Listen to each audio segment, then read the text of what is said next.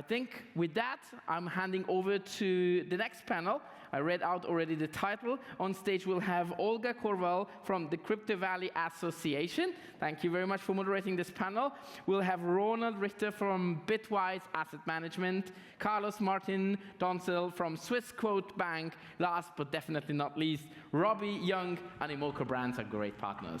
Please put your hands together for the panel. Thank you, Benedict. Thank you.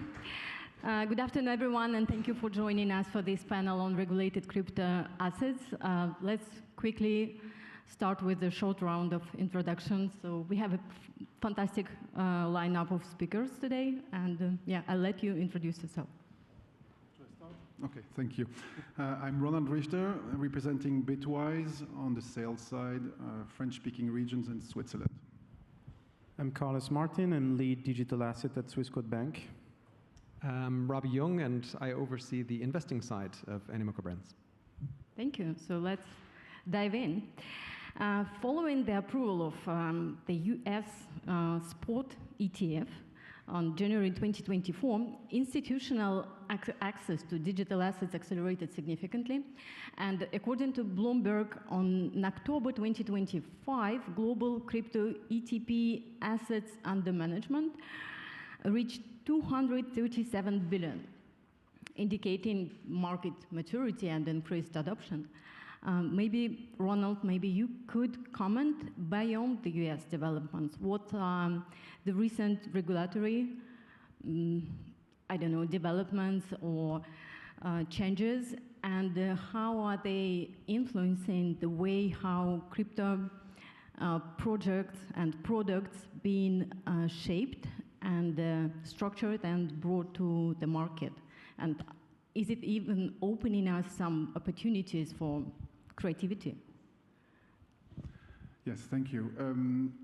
So definitely, the opening up of the market and the push from the SEC in January 2024, if we come back to that, was a huge kind of momentum driver in the industry. And since then, we have had also developments on the regulator side in the US. You have the Genius Act for stablecoins that has been passed.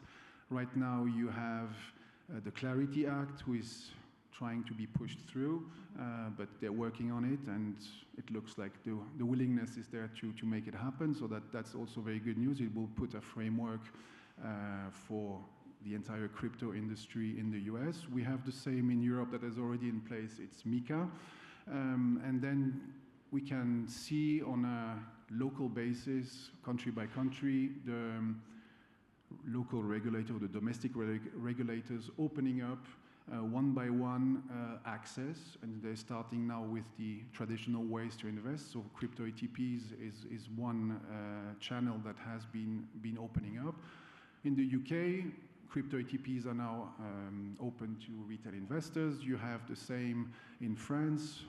Crypto ETPs have been included in the distribution rules for retail investors. So this is all very positive. And more recently, I think even more positive is that the Luxembourg regulator is now allowing managers of UCITS funds to allocate up to 10% of their assets, of their UCITS funds, indirectly into crypto, so using, for instance, funds or crypto ETPs. So all of this is obviously going slow, but it's going in the right directions. We have now a framework that is being built that allows institutional players to come and do this properly, which is great. So we can do this soon at scale. Being more, so to get to your question about being more creative and opening up the market to things that are more sophisticated, this will happen slowly, but it is happening. People are now obviously looking also into staking strategies, and this is one step, and then we'll the next step where there are DeFi strategies, there are things happening now. We have just become a curator on Morpho Vaults, and this is creating also some demand. So more and more people, and we are seeing institutional and corporates are interested in more maybe custom strategies or sophisticated strategies. So it's happening. The ETP and the normal way is just a gateway drug, and now we are building on that, and the demand needs to grow too. Markets need to help also. Markets right now are not very helpful to kind of a large-scale development, but that's where we are. Thank you. And as we all know, Switzerland was the pioneering country in DLT approval, DLT Act, and from regulatory perspective was always very open to innovation, and also Swissquote was one of the first mover, and the first IMC on Bitcoin was launched in 2017. Carlos, could you comment, like, since then, what happened with the trend? What about the demand, or what about also new product offering? Is it demand-driven, or is there any influence of all these changes in global regulatory approach and openness to this sector?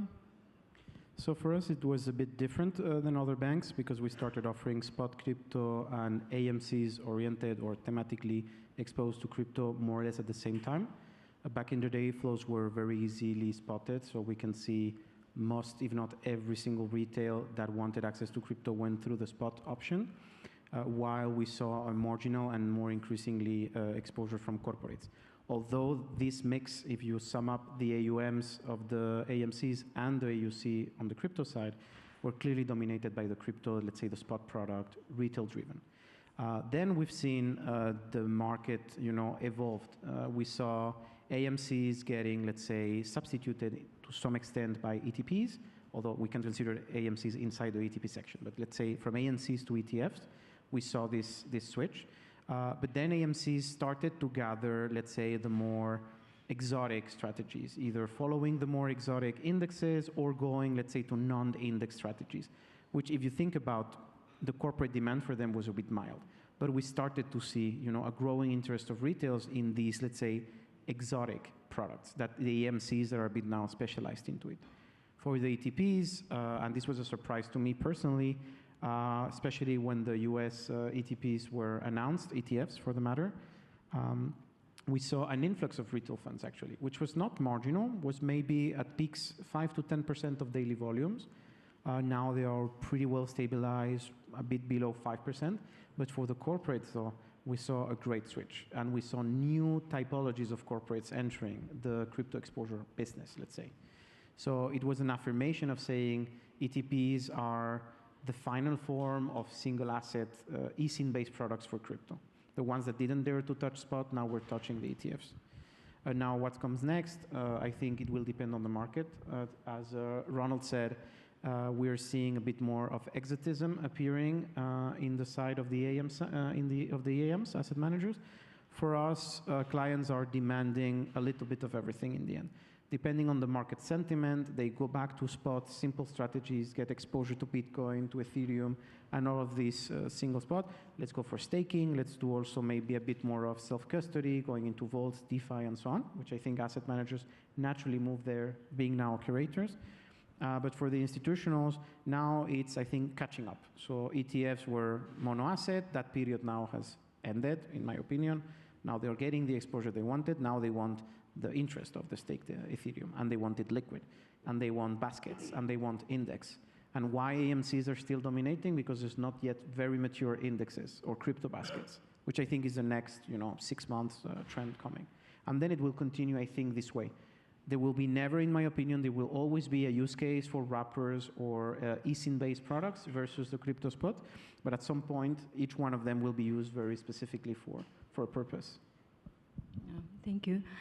And in terms of volatility, we always think that institutional adoption would, and actually through the use also of structured products, would help to decrease the volatility, which despite all these recent developments and significant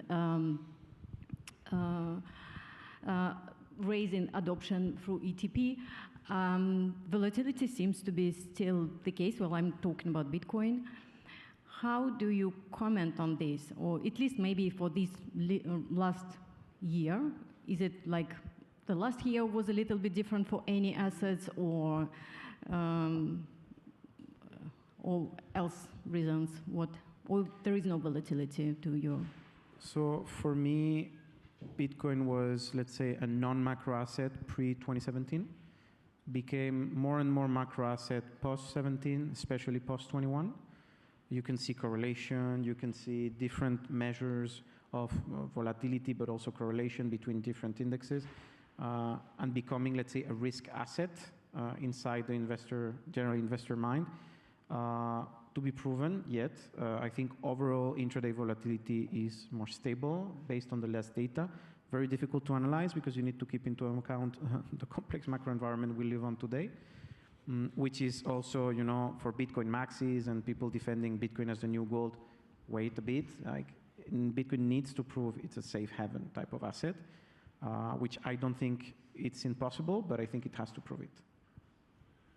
If also you look at Bitcoin's volatility just historically, obviously at its launch it was looking like an Amazon stock at its launch kind of 25 years ago, and volatility was over 100, 200. And now historically, if you look at it, it has gone down, and Bitcoin is on a yearly basis around the same as a Meta, the stock Meta stock, an Nvidia or a Tesla. So it's becoming way more acceptable for people to actually hold it now, and you have less that excuse now that volatility is a factor. I think on the other hand, volatility is also positive. It needs to be perceived as a positive, because if you have an asset that has zero volatility, then it's getting boring, and what people want out of this are returns.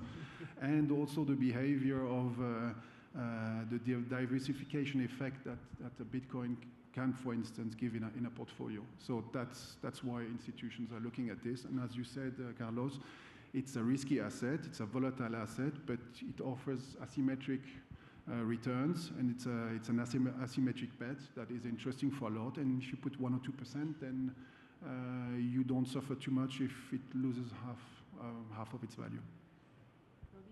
Yeah, I think also it's helpful to think about these things sort of in 3 buckets. At least that's how I look at it. So I think you have kind of, let's call it blue chip digital assets. So your Bitcoins and Ethereums and maybe some L1s or other infrastructure tokens. You know, it's a very small basket of top 5 tokens, let's call it. I have a Bitwise ETF of one of those, I think, in my own. And then you have alts, or loosely everything else, you know, in sort of digital native assets. And then you have the RWA bucket, which is basically things that are financial instruments from elsewhere, but have become tokenized as a result. And so we kind of look at those 3 buckets, and I think that last RWA bucket actually is going to be where a lot of the excitement is over this calendar year, just because obviously I think that's coming hand in hand with the increased into institutional adoption.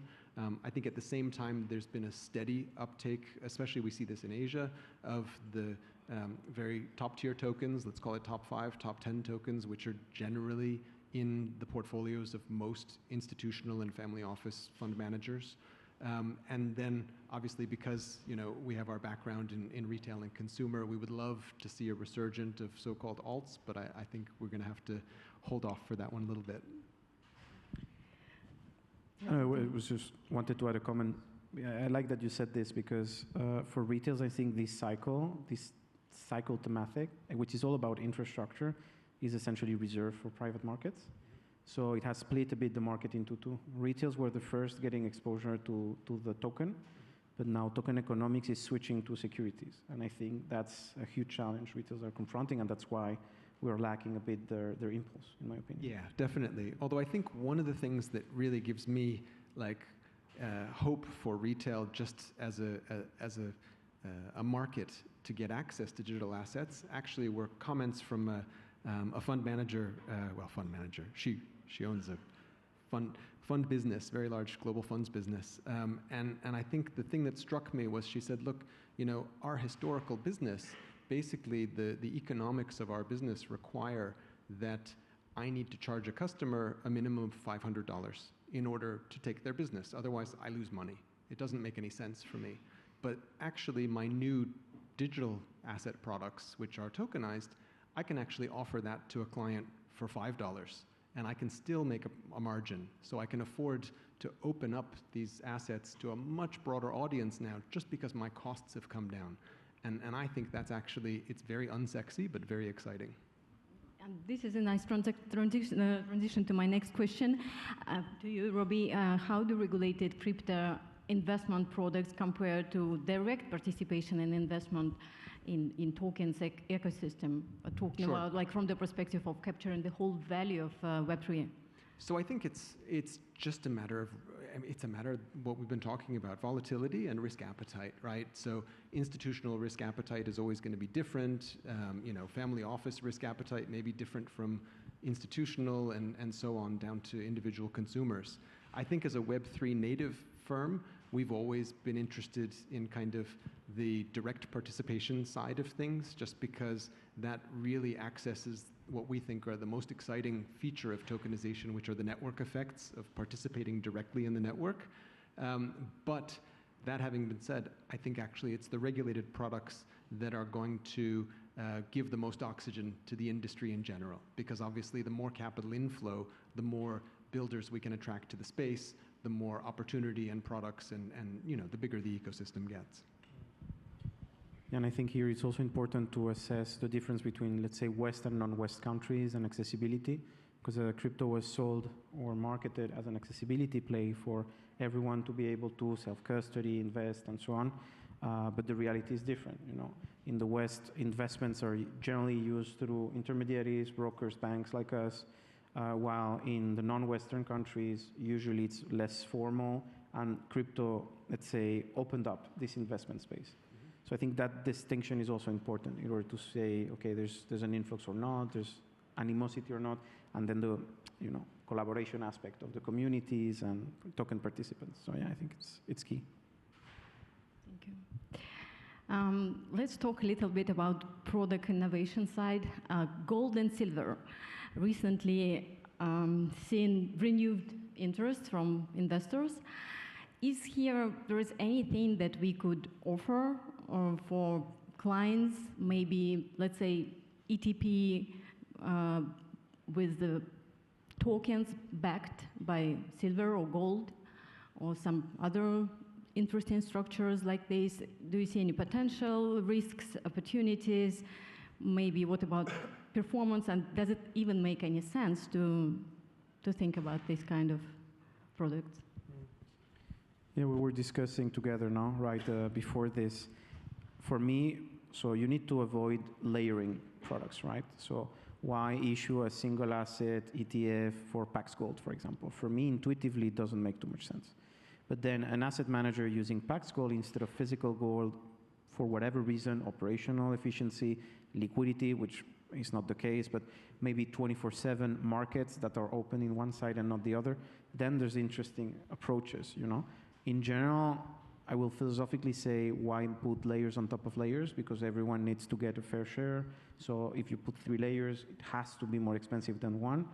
But it really depends. I think it brings more optionality, you know, and this is key, especially on the asset management side, but also on the distribution side. Optionality in what case? Sorry? In which sense, optionality? So I can offer, through the distribution, a better, cheaper product that can be priced more often, and it's not, you know, a fund that is updated every week or is based only on futures or synthetics. I can say, no, this is physical, and then it's even redeemable at some point. So even if the asset manager goes bankrupt, which generally doesn't happen, and then on top of this, you can be delivered in kind, this Pax Gold, and then you can redeem it. It's nice. But also you need to be careful, because those layerings add more complexity, more cost, also more counterparty risk. Now I'm not depending on the gold of the London Metal Exchange, LME. I think it's the physical one. Now I'm depending on Paxos, which at the same time depends on the LME. So those things need to be assessed, but they can represent operational efficiency, for example. Yeah, there is demand. I need to make a disclaimer here, because obviously we have a product already in existence, and we are not the only ones. There are more and more of these products. So we have a product that allocates dynamically between gold and Bitcoin. The demand there, where did it come from? It was people were interested, or for those institutions who are viewing, we were mentioning gold, obviously as a safe haven, and Bitcoin is trying to get that role as a safe haven. It's not a safe haven yet, but maybe one day it will be adopted as such. It's at least looking like it has the same characteristic as the hardest money around, so that's positive. So for those who were kind of not too keen to be fully exposed to Bitcoin.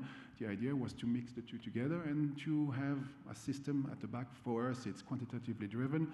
You have a model behind that reallocates on a monthly basis between the two.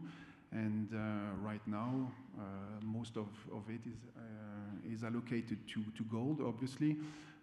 But that's a way. Physical gold. Physical. So the product is invested in the Paxos token, which is backed by gold. So it's not a direct exposure to gold. We are not holding gold physically, but we're holding the token in obviously in custody in cold storage, which gives access to gold at the end. But yeah, you have an indirect, some people who want really just to put a toe in the water and test the temperature with what it's like to hold Bitcoin. This is a good way to do it. So these are the kind of ways we can where we can create products that are a bit more sophisticated, kind of tiny bit more sophisticated, not just purely passive, fully passive, and then we will probably get to the next levels after that. But I think that as we were mentioning before, the demand right now is purely, it's most of it is passive, and we're slowly building on the active side, but it's taking time. I was going to add maybe another success story more from the consumer side of RWAs, but I think it speaks to the model of tokenization actually that's represented by the gold and precious metals discussion, but it's a little bit more amusing perhaps, is a company called Courtyard. We're not an investor, but Courtyard basically does one thing, which is they produce RWAs based on vaulting physical assets, and they vault one kind of physical asset, which are Pokemon cards. And so you send them your physical Pokemon card to their bonded warehouse in Miami, which is fully insured, and they issue you an NFT, a tokenized version of it, against your Pokemon card. And what they've done is they have consolidated the global liquidity of Pokemon cards. Because now if you're a collector and a trader in Singapore, you can safely trade through a trusted intermediary because it's an NFT on the blockchain with a Swiss trader or an American collector or what have you. But the punchline is they do between $20 and $40 million a month in trading. And they only have one asset class, and one that probably most of you fund managers in the room have overlooked, which is Pokemon cards. But I do think it's a great example, albeit a little bit amusing, of how you can use this technology at such a small price point in terms of the cost of deploying the technology to take an overlooked asset class and make it financially viable through global liquidity. I was about to ask about just like scaling this model as Bitwise does with gold to, I don't know, to copper or oil, but definitely not Pokemon cards. So, but anyway, how do you feel? Is it possible to? Is there any potential for commodities to be there at ETP? Look, for us, it's we as Bitwise are fully focused on crypto. So integrating other asset classes needs to make sense, one. But and two, there needs to be demand. Yeah, so I still mean tokenized. Yeah, so if it's tokenized, obviously it will make a lot of sense. It will be demand driven. We are looking at every product that we launch from does it make sense? Is there demand bit? Can we back it properly? Just launching a product and trying to throw stuff against the wall and see what sticks, we try to avoid that. So it really needs to make sense. And again, at this point, we haven't encountered from our clients a demand on that front, but it's totally possible. We are going this way. If everything is going to be tokenized, then it's open range. No, I agree. I mean, in the end, it's offer and demand. Going into an institutional ETP-based product has an overhead cost, which is huge, has some set of rules that are restrictive, especially for exotic assets. I think tokenizing first, trying out, seeing how it works, and then tapping global markets through ETPs, I think it's a good, let's say, playbook for different exotic asset classes. I saw it with art, with wines, with watches. You know, everyone was talking about watches. Of course, we're in Switzerland, so everyone was talking about watch collectors. Then you see it takes up online, blockchain-powered technology, whatever you want. No fraud, surprisingly, for, let's say, alpha testing. But then the market crashed 50, 60% on collectibles. Of course, there's not transitions toward ETP. And second, blockchain liquidity is very different from traditional markets liquidity. And it can be really challenging when the assets are on one side or the other. You can see it already with Bitcoin. You can just check Bitcoin at key times on market openings, becomes crazy on the spot. But it's a 24/7 market, yes, but the stock exchange is not 24/7. So the Jane Streets, the State Streets, all of these guys hedging, recovering, working with asset managers for everything related to operations. I mean, they will go into these times of hours. So yeah, I think it's a challenge if you connect commodities which are non-24/7, not always very physical because they have this parallel between physical and non-physical, and you put everything on chain, it can be a bit of a clown show, if you ask me, especially at the beginning. I remember when barrels of oil were negative, right? They went to minus 32. And I always remember this guy from Bloomberg that did the effort of holding the contract until getting the delivery. He actually was going to receive a barrel of oil. You go on chain, and that token ends up in the hands of whoever. And again, I said liquidity on chain is very different from TradeFi. And it ends up to be delivering in, I don't know, another country.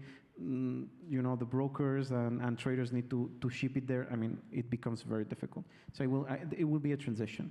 First of all, with more synthetic approaches, and then more and more physical. Thank you. And just few closing remarks and closing question.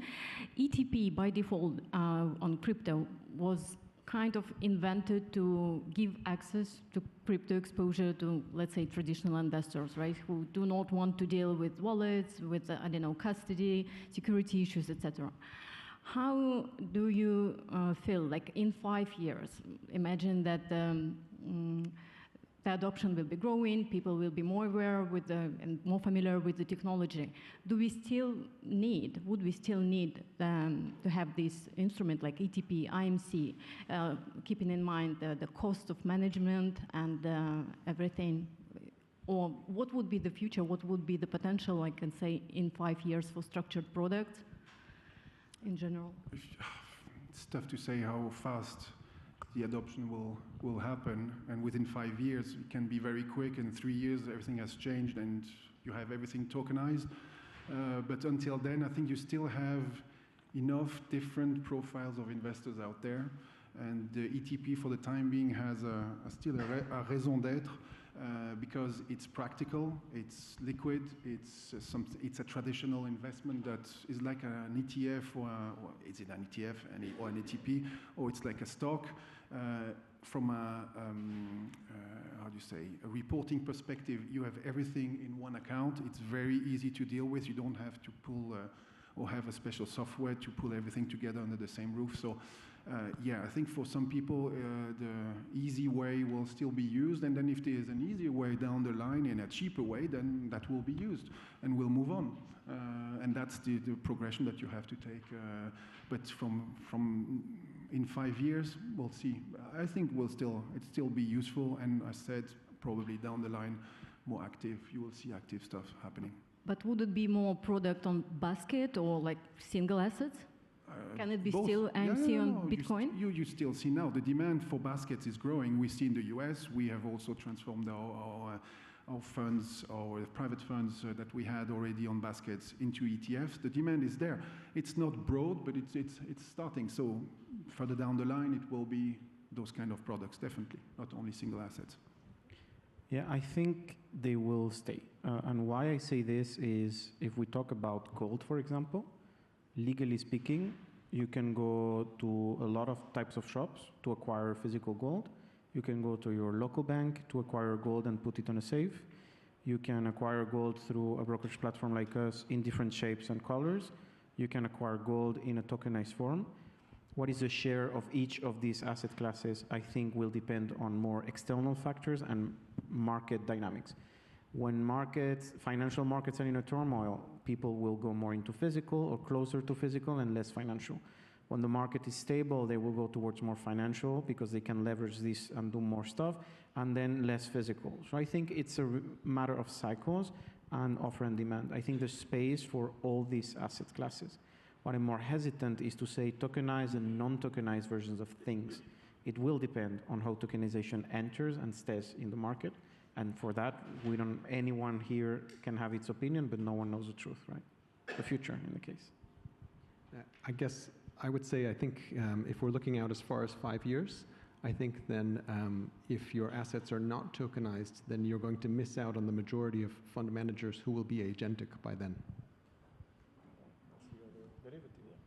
Interesting. Okay. Thank you. I think we're about to finish. We are run out of time. Thank you all for joining us, and thank you for your fantastic contribution. Thank you. Thank you. Thank you very much.